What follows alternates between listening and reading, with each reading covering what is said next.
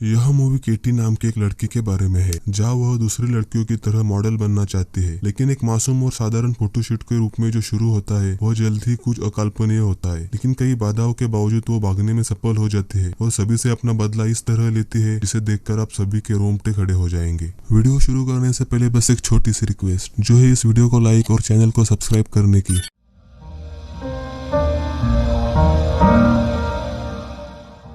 Movie शुरुआत होते है न्यूयॉर्क शहर से, जहाँ पर हम किट्टी से इंट्रोड्यूस होते हैं। किट्टी एक रेस्टोरेंट में काम करते हैं। रेस्टोरेंट में उसके एक दोस्त होती है। वो किट्टी को एक नया फोटोशूट करने की सलाह देती है, क्योंकि किट्टी के फोटोज काफी आउटडेटेड होते हैं। लेकिन नए फोटोशूट के लिए किट्टी के पास पैसे नहीं होते। तभी आगे किट्टी दीवार पर लगी नोटिस देखती है। वो नोटिस फ्री फोटोशूट करने की होती है और काफी लिमिटेड टाइम के लिए। किट्टी नोटिस से एक मोबाइल नंबर लेकर चली जाती है। आगे हम जेसन को देखते हैं। वो किट्टी का पड़ोसी होता है और वो एक चूहा पकड़ने की कोशिश करता है। किट्टी वहाँ पर फंदा लगाकर जेसन की मदद करती है और जेसन केटी को फंदा कैसे लगाते हैं ये सिखाने के बदले एक पार्टी ऑफर करता है। केटी अपने रूम में जाते ही नोटिस से लाए नंबर पर कॉल करती है। कॉल उठाने पर इवान केटी से उसके एक फोटो भेजने को कहता है। क्योंकि ये एक फ्री फोटोशूट है इसलिए केटी फोटो सेंड करती है और आगे इवान उसे फोटोशूट का एड्रेस सेंड करता है। अगले दिन केटी बताए हुए एड्रेस पर पहुंचती है। वहाँ पर ऑलरेडी एक लड़की की फोटोशूट चल रही होती है। वहाँ पर एक दूसरा लड़का होता है जिसका नाम जॉर्ज होता है। जॉर्ज केटी को इवान से मिलाती है। केटी अपने साथ कुछ कपड़े लाई होती है। इवान उसे कपड़े उनके सामने चेंज करने को बोलता है। केटी एकदम खामोश हो जाती है और तभी इवान मजाक कर रहा है ऐसा केटी से बोलता है। केटी चेंजिंग रूम से कपड़े बदल कर आती है और जॉर्ज को चेन पहनाने को कहती है। इस वक्त जॉर्ज केटी के साथ भावुक होता है। आगे इवान केटी को फोटोशूट करता है, लेकिन बीच में इवान रुक जाता है और केटी से कहता है केटी के लुक में ग्लैमर की कमी है। ऐसा बोलकर केटी को एक्सपोज होने को बोलता है और बदतमीजी करता है। वहाँ पर खड़ा तीसरा लड़का निकोल, वो भी केटी को एक्सपोज होने को बोलता है। तभी केटी गुस्से में वहाँ से चली जाती है। दूसरे दिन हम केटी को देखते हैं। तभी कोई दरवाजे की बेल बजाता है। केटी के दरवाजा खोलने पर वहाँ जॉर्जी होता है। उसे देखकर केटी थोड़ा डर जाती है। केटी जॉर्जी को वहाँ से चले जाने को कहती है,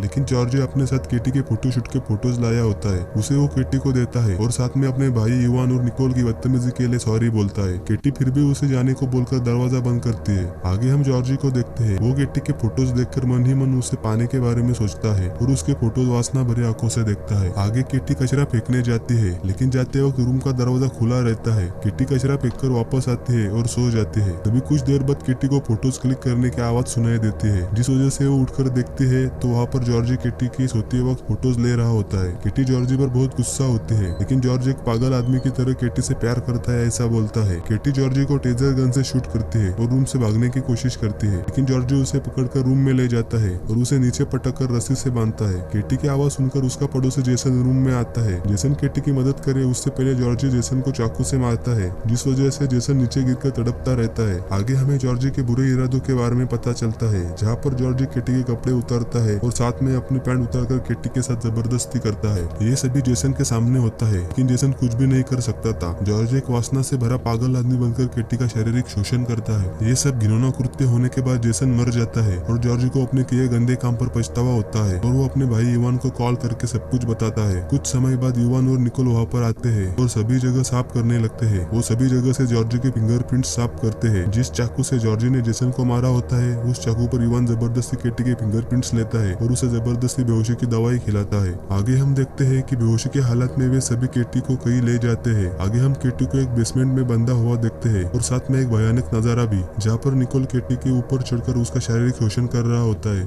तभी वहाँ पर जॉर्जी आकर उसे रोकता है। इस बात पर उनकी बहस होती है। केटी उनसे पानी की गुजारिश करती है, लेकिन हरामी निकोल केटी के ऊपर पेशाब करता है। इसके दौरान जॉर्जी निकोल पर भड़क जाता है और दोनों में लड़ाई होती है। तभी वहाँ पर उनका बड़ा भाई इवान आकर लड़ाई रोकता है और केटी के ऊपर कंबल देकर चला जाता है। सभी के जाने के बाद केटी जोर जोर से चिल्लाकर मदद के लिए बोलती है, लेकिन वो जगह सुनसान होने के कारण उसकी आवाज किसी के कानों पर नहीं पहुँचती। आगे इवान केटी के ऊपर पानी उड़ाता है और उसे नहाने को बोलता है, लेकिन केटी मना करती है। तभी इवान और निकोल उसे फिर से बेहोशी की टैबलेट खिलाते हैं और चले जाते हैं। उनके जाने पर जॉर्जी केटी के पास जाकर उसे साफ करता है और उसे सहानुभूति देकर चला जाता है। जॉर्जी के जाने के बाद केटी अपने मुंह में उंगलियां डालकर उल्टी करती है, ताकि जो बेहोशी की दवाई उसे जबरदस्ती खिलाई है वो बाहर आ जाए। आगे जॉर्जी केटी के लिए कपड़े लेकर आता है और उसे पहनाता है, जिसके लिए उसे केटी के हाथ खोलने पड़ते हैं और केटी बेहोशी का नाटक करती है। जैसे ही जॉर्जी उसे शूज पहनाने की कोशिश करता है, केटी वहाँ पर पड़ी बाल्टी से जॉर्जी को मारती है और एक खिड़की से भाग जाती है। वहाँ से भागकर केटी शहर पहुँचती है और कई लोगों से मदद की गुजारिश करती है, लेकिन कोई भी उसकी मदद नहीं करता। आगे एक पुलिस वाला वहाँ पर आता है और उसकी मदद करता है, लेकिन लेकिन तभी वहाँ पर एक डिटेक्टिव आकर किटी को अपने गाड़ी में बिठाता है, जहाँ पर किटी उसके साथ हुई सभी घटनाओं को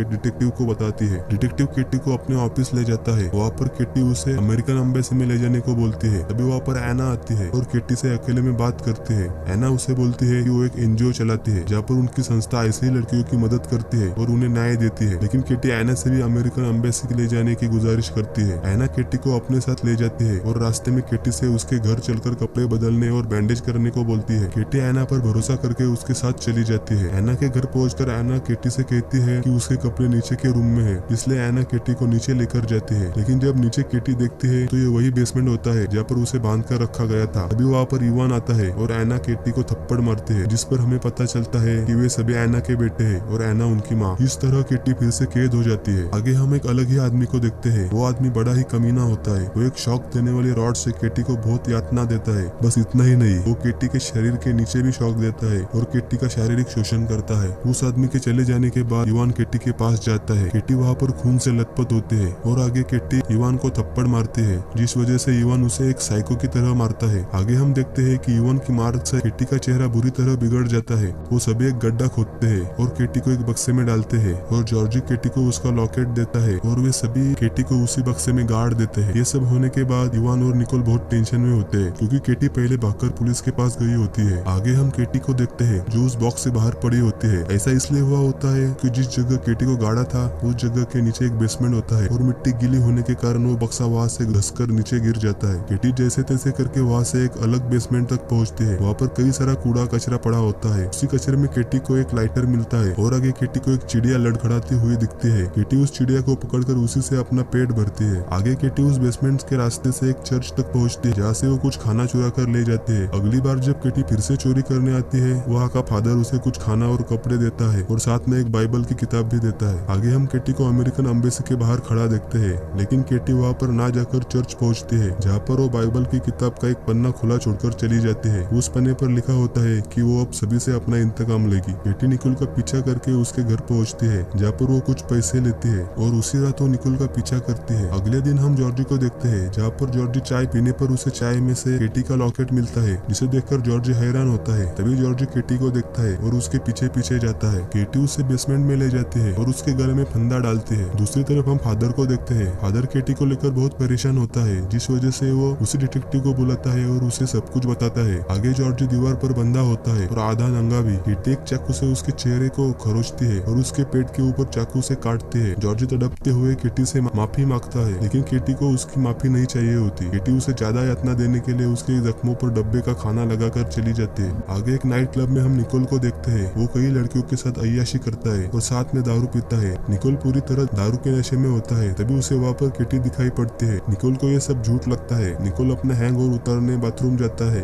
लेकिन वहाँ पर किटी को देखकर निकोल के होश उड़ जाते हैं और किटी निकोल को टॉयलेट में डालकर उसकी प्यास बुझाती है और साथ ही दूसरे टॉयलेट में ले जाकर उसका मुंह टॉयलेट में डालकर उसे जान से मार देती है। आगे चर्च में हम उसे आदमी को देखते हैं जिसने किटी को टॉर्चर और शोषण किया होता है। वो आदमी चर्च में किटी को देखता है और उसके पीछे जाता है। वो नीचे जाते ही किटी पीछे से उसके सर में पत्थर से मारती है। आगे वो आदमी एक खाट से बंधा होता है, जहाँ पर किटी वैसे ही उसे शॉक देकर यातना देती है जैसे कि उसने उसे दी थी। किटी बार बार उसके लिंग पर शॉक देती है और आगे उसके मुंह में लोहे का पाइप डालकर उसे इलेक्ट्रिक शॉक देती है। इस वजह से वो जल्दी ही तड़प तड़प कर मर जाता है। जैसे ही आगे आना अपने रूम में जाती है, उसके कमरे में सभी सामान बिखरा पड़ा होता है। तभी आना को नीचे बेसमेंट से एक गाना सुनाई देता है। जिसके बाद आना उसी बेसमेंट में जाती है जहाँ पर किटी को बांध कर रखा था। किटी तुरंत आना के सामने आकर उसे मारती है और एक गड्ढे में गिराती है। आगे हम आना को जॉर्जी की जगह पर देखते हैं, जहाँ पर जॉर्जी को बुरी हालत में देखकर आना रोने लगती है और अपने बेटे जॉर्जी की जान की भीख मांगती है। किटी आना को एक बक्से में डालकर बक्से के दरवाजे से आना के सर पर लगातार मारती है। आगे जैसे ही इवान अपने घर आता है, सभी बिखरा हुआ सामान देखकर वो परेशान होता है, जहाँ पर वो बेसमेंट में जाकर बेसमेंट के रास्ते से जॉर्जी के पास पहुँचता है। इवान के वहाँ पहुँचते ही किटी उसे मार कर बेहोश करती है और उसे एक टेबल से नंगा बांधती है। आगे हम देखते हैं कि फादर डिटेक्टिव को बेसमेंट का रास्ता दिखाता है और डिटेक्टिव उस बेसमेंट में किटी को ढूंढने निकलता है। दूसरी तरफ किटी इवान को यातना देने के लिए इवान की गोटियां एक मशीन से पिचकाती है। आखिरकार किटी बुरी तरह इवान को यातना देती है, जिससे इवान का बहुत खून बहता है और इवान की गोटियां उससे शरीर से अलग हो जाती है और इवान बुरी तरह तड़पता है। उसी दौरान वहाँ पर डिटेक्टिव आता है और किटी को सब बंद करने को बोलता है। तभी इवान उठकर रस्सी से किटी का गला दबाता है और कोई रास्ता नहीं होने के कारण किटी को बचाने के लिए डिटेक्टिव इवान के सर में गोली मारता है। किटी वहाँ से चली जाती जाती है। केटी के चले जाने पर डिटेक्टिव वो बक्सा खोलता है और बक्से में एना को देखकर एना की सच्चाई डिटेक्टिव को पता चलती है कि केटी की तरह ऐसी कई अन्य लड़कियों के साथ भी एना ने ऐसा किया होता है। और लास्ट में हम अमेरिकन एम्बेसी के सामने केटी को देखते हैं और वो खुशी खुशी मुस्कुराते हुए अमेरिकन एम्बेसी में जाती है और हमारी मूवी खत्म होती है। अगर आपको ये वीडियो पसंद आई हो तो चैनल को सब्सक्राइब जरूर कीजिएगा और मिलते हैं अगली नई वीडियो के साथ।